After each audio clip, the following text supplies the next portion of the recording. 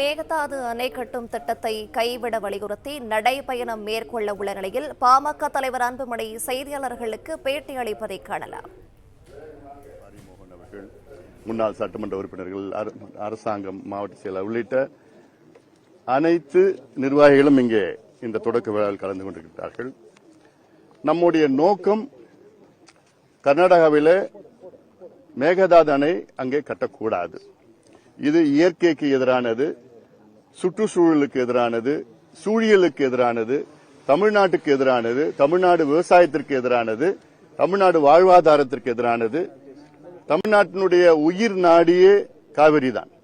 இந்த காவிரி ஆற்றை நம்பி தமிழ்நாட்டில் உள்ள கிட்டத்தட்ட 5.5 கோடி மக்கள் இருக்கின்றார்கள். 8 கோடியில 5.5 கோடி மக்கள் காவிரி நம்பி இருக்கின்றார்கள், குடிநீர் மற்றும் விவசாயத்தை.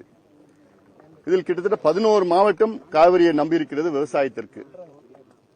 இப்படி திடீரென்று ஒரு மேகதாது அணையை முதல் மடை மாநிலம் கர்நாடகாவிலே நாங்கள் கட்டுவோம் என்று துடித்துக் கொண்டிருக்கின்றது கர்நாடக அரசு. குறிப்பாக DK சிவகுமார் அவர்கள் முதலமைச்சராக வந்த பிறகு வேகமாக அந்த திட்டம் நிறைவேற்ற வேண்டும் என்று அங்கே அந்த திட்டத்தை நகர்த்தி கொண்டிருக்கின்றார்கள். இந்த திட்டம் நிறைவேறினால் தமிழ்நாட்டுக்கு மிகப்பெரிய ஒரு பாதகம் வரும். அதாவது காவிரி பிரச்சனை என்பது ஏதோ திடீரென பிரச்சனை கிடையாது. கிட்டத்தட்ட 200 ஆண்டுகளாக இருக்கின்ற பிரச்சனை. அந்த காலத்தில் மெட்ராஸ் மாகாணம், அப்புறம் அது இல்லாம மைசூர் சமஸ்தானம், மைசூர் மகாராஜா, மைசூர் அதனாலதான் முதல் ஒப்பந்தம் 1892 மெட்ராஸ் மாகாணமும் மைசூர் சமஸ்தானமும் போட்ட ஒப்பந்தம் போட்டிருக்காங்க. அந்த ஒப்பந்தம் சரியான முறையிலே கடைபிடிக்கவில்லை என்று 1924 இரண்டாவது ஒப்பந்தம் போடப்பட்டது.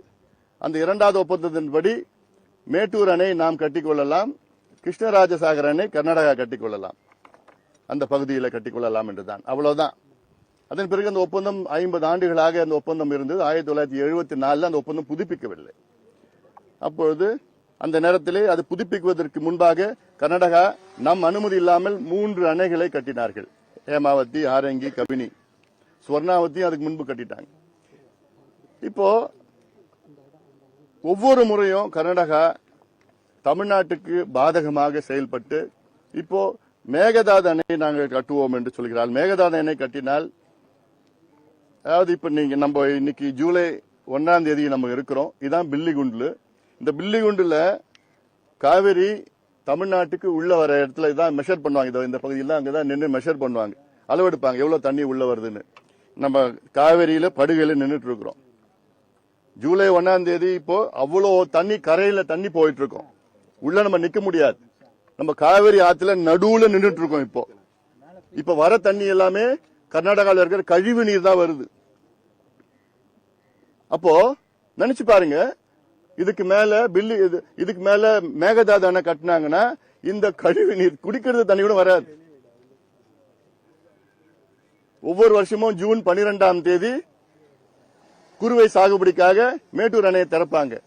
கடந்த 7 ஆண்டுகள்ல 6 முறை திறந்திருக்கிறாங்க. ஆனா முதல் முறையாக இப்போ திறக்க முடியல.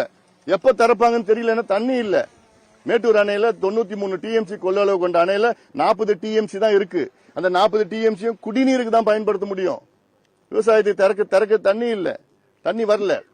அப்போ மேகதாது அணை கட்டிட்டாங்கன்னா இந்த குடிக்கிறது தண்ணி கூட தமிழ்நாட்டுக்கு வராது. ஒரு முறை கூட கர்நாடக அரசு உச்ச நீதிமன்ற தீர்ப்பையோ காவிரி நடுவர் மன்ற தீர்ப்பையோ நம்ம நீர் பகிர்ந்து கொள்ள அந்த ஒப்பந்தத்தையோ ஒரு முறை கூட கடைபிடிக்கல. கடந்த 130 ஆண்டு காலமாக கடைபிடிக்கல. அதனால இப்போ நாங்க இந்த மேகதாது அணை குடிநீருக்கு பயன்படுத்துவோம்னு சொல்ற கர்நாடக அரசை எப்படி நம்ப முடியுது? பெங்களூர் குடிநீருக்கு எவ்வளவு தேவைப்படும்? பெங்களூர் குடிநீருக்கு தேவைப்படுது 10 TMC தான். அதுல காவிரி உச்ச நீதிமன்றம் இறுதி தீர்ப்புல 2018 பெங்களூர் குடிநீருக்கு 4.75 TMC ஒதுக்கீடு செய்யணும்னு ஏற்கனவே அதுக்கு அனுமதி கொடுத்திருக்கிறாங்க. இப்ப தேவை வெறும் 5 TMC தான் தேவை. 5 TMC நீங்க எதுக்கு